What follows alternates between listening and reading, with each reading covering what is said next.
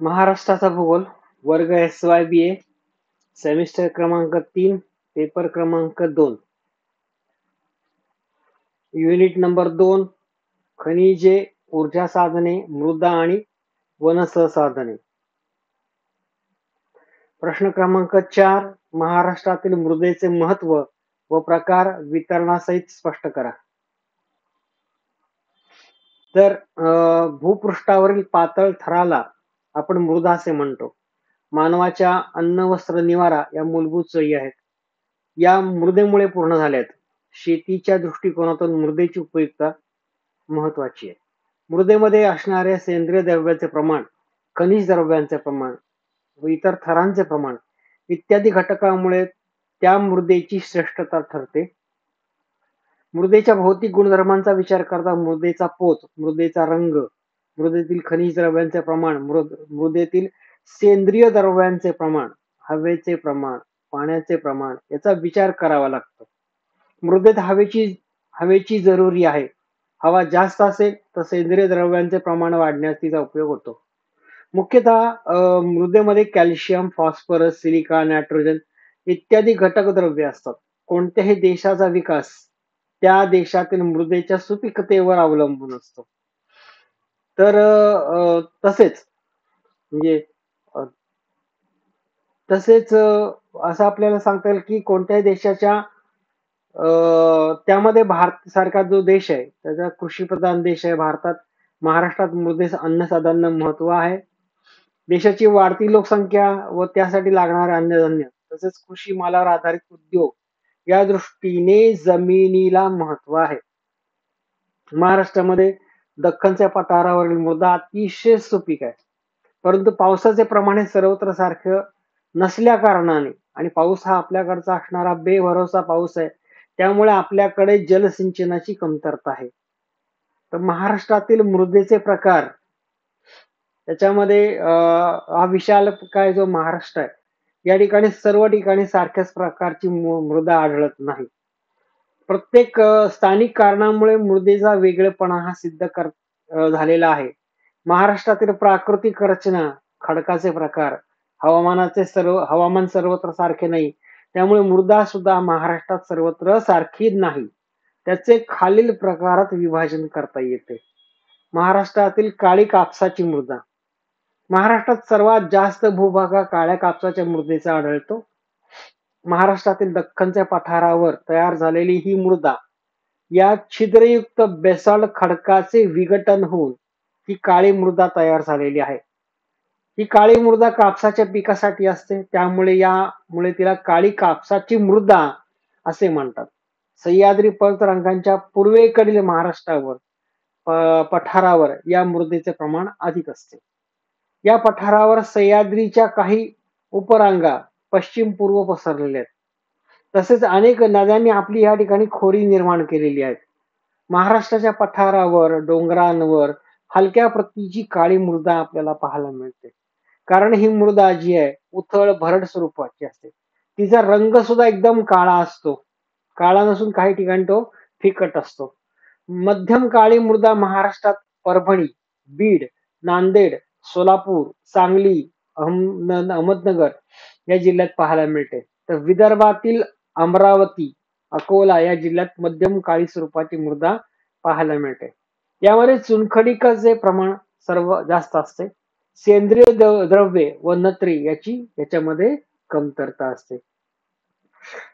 ही जी भारी काळी मृदा आहे ही खोल व सुपीक असून तिची जाडी ही जास्त असते. या मृदेत चुनखडीचे प्रमाण जास्त असते. ही मृदा गडद काळ्या रंगाची, चिकट व लोहयुक्त असते. उन्हाळ्यात या मृदेला मोठ्या भेगा पडतात व तिचे कण सुट्टे होतात. या मृदेची जाडी जास्त असल्याने पाणी धरून ठेवण्याची क्षमता जास्त असते. ती पावसाळ्यात फुगते. पाणी धरण क्षमता जास्त असल्याने या मृदेला ओलावा दीर्घकाळ टिकून राहतो व पिकासाठी हा ओलावा दीर्घकाळ पुरतो. महाराष्ट्रातील पठारावर काळी मृदा शेतीच्या दृष्टीने खूप महत्वाची आहे. जलसिंचन व रासायनिक खतांचा वापर केल्यास खूप मोठ्या प्रमाणावरती उत्पन्न मिळते. महाराष्ट्रातील पठारावर डोंगर रांगा पूर्व भागात काही जिल्हे सोडल्यास संपूर्ण पठारावर काळी कापसाची मृदा आढळते. आता यामध्ये गहू, ज्वारी, ऊस, बाजरी, मका, तांदूळ, तूर, मूग, तेलबिया इत्यादी पिके या मृदेत घेतली जातात. तसेच मोसंबी, संत्री, केळी, द्राक्षे, डाळिंबे इत्यादी पिके या मृदेमध्ये घेतली जातात. पुढची जी मृदा आहे तिला आपण जांभी मृदा असे म्हणतो. लाव्हारसापासून निर्माण झालेली ही जी मृदा आहे ती बेसाल्ट खडकापासून जांभी मृदा तयार होते. सह्याद्री पर्वतरांगा व कोकणामध्ये खूप पाऊस, उष्ण व आर्द्र हवामान असलेल्या भागामध्ये जांभ्या प्रकारची मृदा निर्माण होते. सह्याद्री पर्वतरांगाच्या माथ्यावर जांभ्या मृदेचे थर आहेत. या मृदेला लॅटराइट मृदा असेही म्हणतात. या मृदेमध्ये लोह, अल्युमिनियम, सिलिका व मॅंगनीजचे प्रमाण जास्त असते. लोह व अल्युमिनियम ऑक्साईडमुळे या मृदेला तांबडा रंग प्राप्त झालेला असतो. जांभ्या मृदेमध्ये कॅल्शियम, नत्र व सेंद्रिय द्रव्य कमी असते. त्यामुळे शेतीच्या दृष्टीने ही मृदा निरुपयोगी ठरते. तसेच चुनखडीचे प्रमाणही या ठिकाणी कमी असते.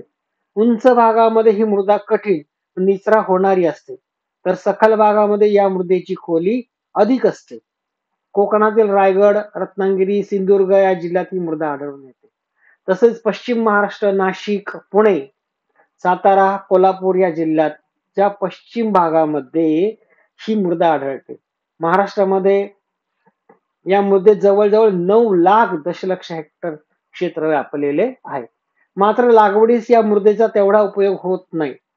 सखल भागात जेथे या मृदेचा थर जास्त खोल आहे तेथे भात शेती व भाजीपाल्याचे उत्पादन घेतले जाते. सर्वात महत्वाचे म्हणजे या मृदेमध्ये आंबा, काजू, चिकू यासारखी फळबागायती शेती मोठ्या प्रमाणात होते. या भागात हापूस आंबा हा जगप्रसिद्ध आहे, म्हणून ही मृदा फार महत्वाची आहे. तिसरा मृदेचा प्रकार जो येतो तो तांबडी मृदा.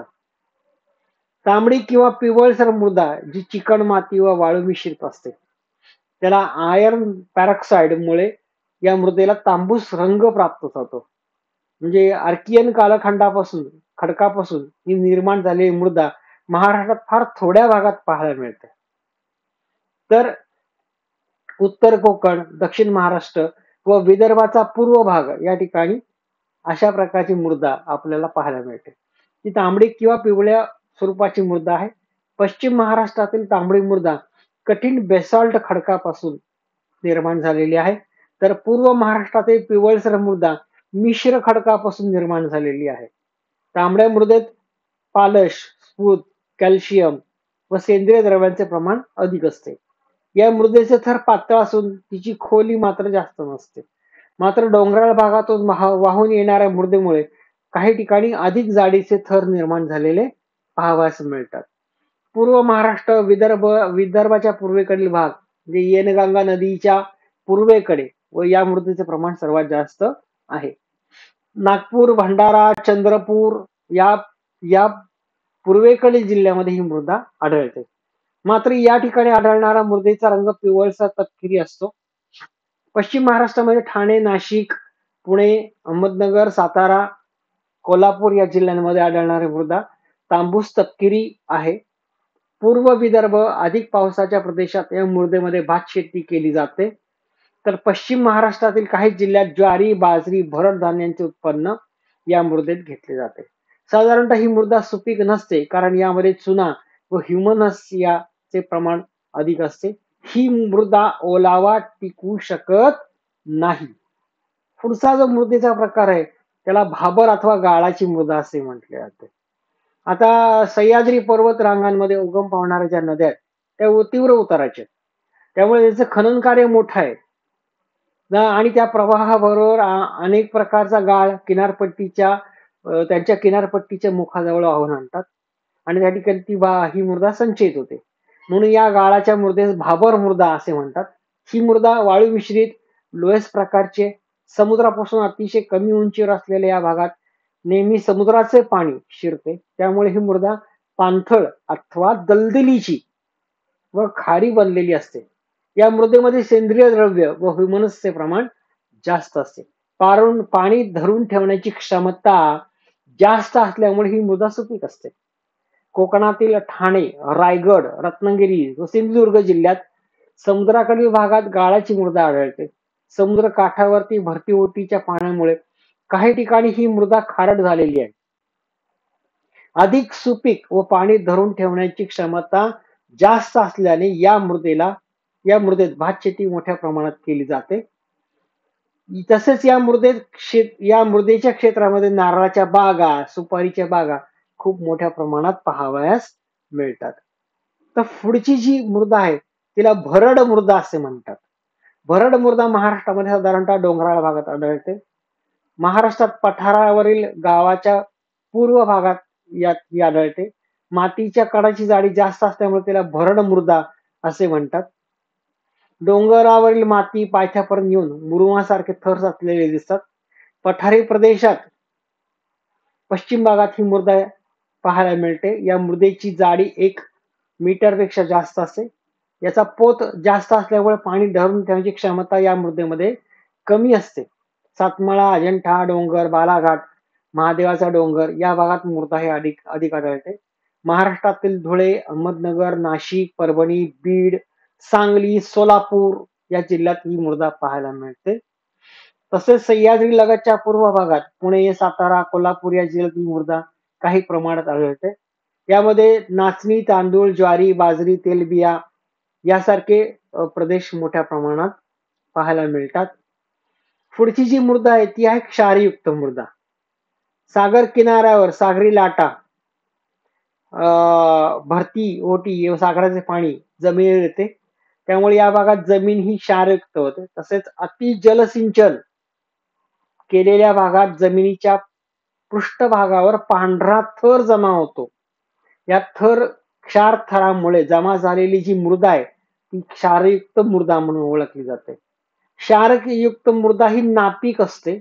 महाराष्ट्रातील समुद्र किनारी भागामध्ये अशी मृदा आढळते. महाराष्ट्राच्या पश्चिमेकडील ठाणे, रायगड, रत्नागिरी, सिंधुदुर्ग जिल्ह्याच्या पश्चिम भागामध्ये समुद्रकाठी या अशा प्रकारच्या मुखालगत क्षारयुक्त जमीन आहे. काही जिल्ह्यामध्ये ऊसासारखी पिके मोठ्या प्रमाणात घेतली जातात. या पिकांना आवश्यक असते त्यापेक्षा अति जलसिंचन केले जाते, पाणी जास्त दिले जाते. त्यामुळे कधी कधी ती जमीन क्षारयुक्त बनते. महाराष्ट्रातील पुणे, अहमदनगर, सातारा, सांगली, कोल्हापूर या ठिकाणी अति जलसिंचन अपेक्षेपेक्षा जास्त पाणी दिलं जातं आणि त्यामुळे मग ती मृदा क्षारयुक्त बनते. तर पुढचा जो मृदेचा भाग आहे तो महत्वाचा आहे म्हणजे किनाऱ्यावरील पुळणयुक्त मृदा. किनाऱ्यावरील लाटांच्या संचयन कार्यामुळे किनाऱ्यावर पांढरी बारीक वाळू निर्माण होते. तिला पुळण मृदा असे म्हणतात.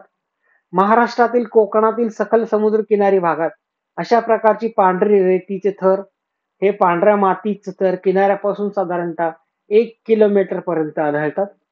सखल भागात या मृदेमुळे चौपाट्या निर्माण झालेल्या आहेत. चिकणमातीच्या अभावामुळे ही मृदा नापीक असते. तर तसेच या मृदेतून पाण्याचा निचरा लवकर होतो. या मृदेचा बांधकामासाठी मोठ्या प्रमाणात वापर केला जातो. कोकणातील ठाणे, रायगड, सिंधुदुर्ग जिल्ह्याच्या पश्चिम भागात किनारपट्टीला ही मृदा आढळते. नारळ, काजू याची लागवड या मृदेत मोठ्या प्रमाणात केली जाते. तसेच सुळची वने किनाऱ्यावरील मृदेमध्ये पाहायला मिळतात. मुंबईच्या सागरी किनाऱ्यावर अनेक चौपाट्या आहेत. त्यांचा उपयोग पर्यटनासाठी केला जातो.